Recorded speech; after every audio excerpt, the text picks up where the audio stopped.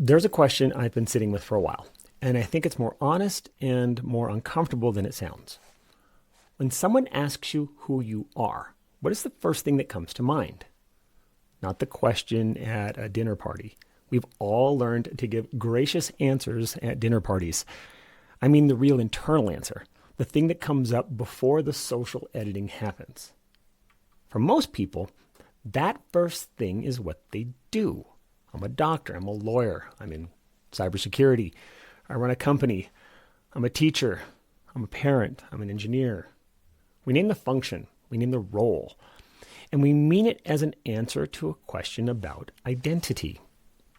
There's something worth paying attention to in that, not as a critique, as an observation, because the reflex to name the function when asked about the self tells you something important about where the identity actually lives for most people and what happens to it when the function changes.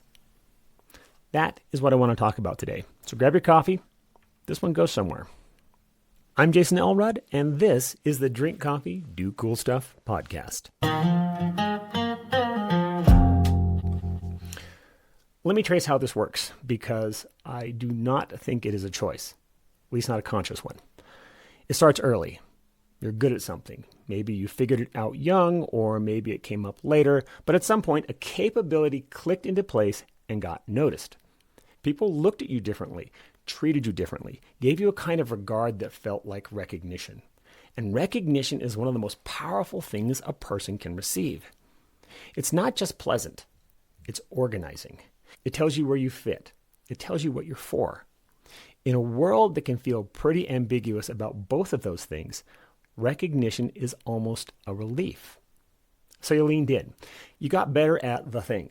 You built on it. The capability became a skill. The skill became a craft. The craft became a reputation. And the reputation became, quietly, a part of how you understood yourself. Nobody told you this was happening. You were not making trade-offs. You were just getting good at something useful and building a life around it. But somewhere in that process, the role you played started to become more than a role. It became the container for the self. The professional function became the primary answer to the question, who am I? The container. That's the word I keep coming back to. A container is useful. It holds things. It gives them shape. It makes them portable and presentable and legible to the world. Your role is like that. It holds your time, your effort, your value in a form that other people can understand and engage with. The problem is when you stop being the person inside the container and start being the container itself. That shift happens slowly, imperceptibly.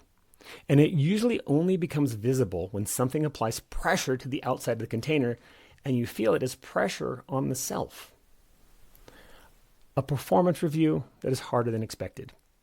A restructure that changed the scope of the role. A shift in the industry that makes the expertise you built feel less certain. A conversation that calls into question whether the function you have been performing is still being done in the right way. Pressure on the container feels like a threat to the person, because by the time it happens, you may not have maintained a clear distinction between the two. There's usually a specific moment when the fusion becomes visible. It's rarely dramatic. Most of the time, it's quiet, and it catches you off guard precisely because of that. A colleague gets a role you were expecting. A reorganization changes your reporting structure. A technology shift starts making some part of what you do feel less essential than it used to. Looking at you, AI. You hit a season of life where a role you played for years quietly stops being what it was, professionally, personally, in your family. And you find yourself with an emotion that doesn't quite fit the situation. It feels too big, too personal. It feels like loss in a way that the external change does not seem to warrant. And you can't fully explain that to yourself or to anyone else, because the external change was a job title or a role shift or a professional development, not something that should rattle the foundations. But it does rattle the foundations. because the foundations are closer to the role than you realized. I want to be careful here. I'm not saying this is a failure. I'm not saying it reveals something wrong with the person. I'm saying it reveals something true about where the weight of the identity was resting. And that kind of information, uncomfortable as it is actually worth having. Because if the container and the person inside it have fused to the point where pressure on one is experienced as an attack on the other, that fragility does not go away on its own. It just waits for the next moment of pressure. And in a world where the containers, the roles, the functions, the professional identities we carry are changing faster than most of us can adapt to, that fragility is going to get tested. Not once, repeatedly, and at shorter and shorter intervals. The question is not whether your container is going to change. It is whether you have been maintaining the distinction between the container and the person inside it, whether there is someone in there who knows how to exist independently of the function. I want to name what gets lost when the container becomes the self, because I think it's more than most people realize. The first thing that gets lost is curiosity. When your identity is fused to a role, being wrong inside that role feels like being wrong as a person. And being wrong as a person is not an acceptable condition for most people who have built something meaningful. So you stop taking positions that might be wrong. You stop exploring ideas that challenge the expertise. You start defending the frame instead of questioning it, because the frame is the foundation of the self.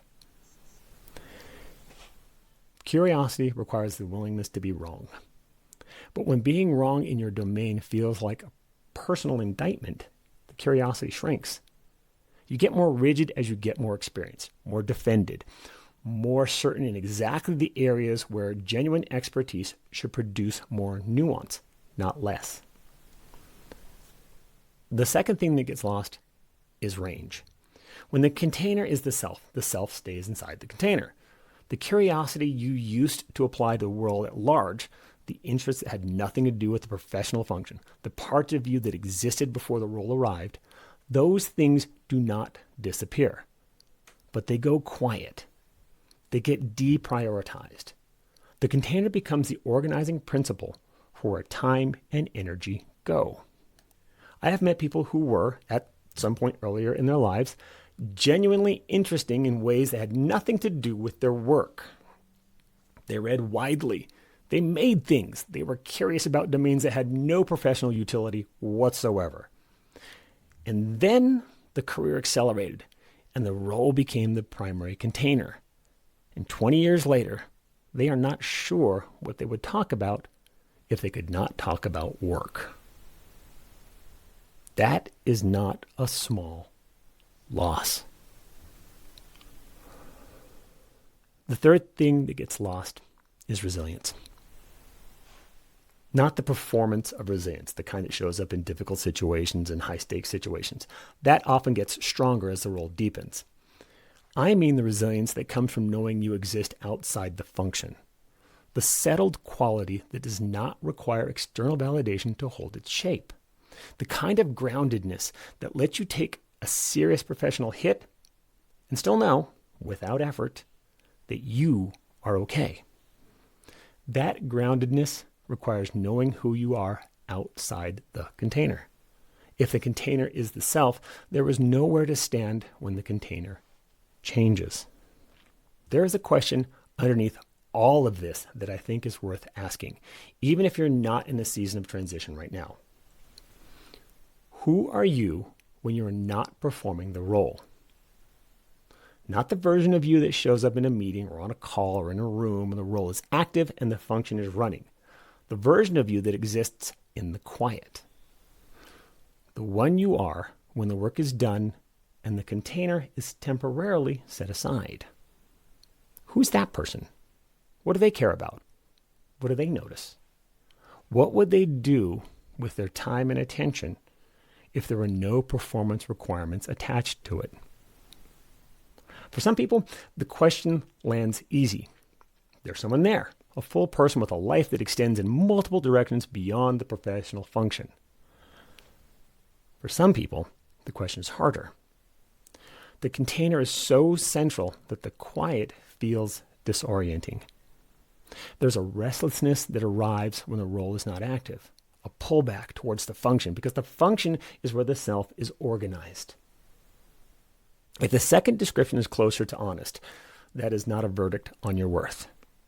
It is information about where the investment has been going, and it's an invitation to start making some deposits in a different place. Because here's the thing about a self that only exists inside the container. When the container changes, which it will, you do not lose a role. You lose your organizing principle. You lose the structure around which everything else was arranged. And rebuilding from that place is significantly harder than maintaining a self that was never entirely inside the container in the first place. The work of staying a person, a full one, while also doing excellent work in a role you've invested heavily in, that is not a distraction from the professional work. It is the foundation underneath it. I want to be practical for a minute, not prescriptive. I'm not going to give you a list of habits to adopt, but practical in the sense of naming what the work actually is. The work is separation, not distance from the role. You can care deeply about the work, invest fully in the function, take the responsibilities seriously. None of that has to change. The work is knowing the difference between yourself and the container you carry. What that looks like in practice is simpler than it sounds. It starts with noticing where your sense of worth is coming from on any given day. Is it coming from the quality of your thinking and the consistency of your character? Or is it coming from a meeting that went well, a decision that got affirmed, a piece of recognition that arrived from somewhere outside? That is not a test with the right answer. External affirmation is not corrupting. Recognition is not the enemy. The question is whether you require it to feel okay about yourself. Whether a day without external validation is a day that feels thin or wrong. Whether the absence of the container, even briefly, produces something that feels less like quiet and more like emptiness. The other piece is this. The interests and the parts of you that existed before the role arrived. Tend to them. Not as productivity tools, not because they might be useful in the professional context someday, but because they're part of you. And parts of you that go untended long enough start to feel like they never existed. The person you are when you are reading something has nothing to do with your work. The version of you that shows up when you're making something or moving in the world physically or having a conversation that has no professional utility whatsoever. That person is real. They are not a distraction from the serious work. They are evidence that there is someone inside the container. Keep that evidence current. I want to end with something simple. The roles we carry, the functions we perform, the professional containers we build and inhabit, they matter. The work is real. The investment is real. None of what I said today is an argument against caring deeply about the work you do or the role you carry. It is an argument for also knowing who is doing the work. Because the person inside the container is the one who will still be there when the container changes. And it will change faster than most people plan for and in ways most people do not anticipate. The question is not whether you will still be yourself when that happens. The question is whether you have been investing enough in that self to recognize them when the container is temporarily set aside. If you have, the change is hard but survivable. The identity holds. There is ground to stand on. If you haven't, the change feels like losing yourself. Because in a functional sense, you are. The work's not complicated. It is just easy to deprioritize when the container is running well and the role is active and the professional life has momentum. Don't wait for the pressure to tell you whether the person inside the container is still there or not. I was on YouTube earlier this week going deeper on the professional version of this conversation, specifically what this looks like in security leadership when the role itself is being redefined. The link is in the show notes if that's useful.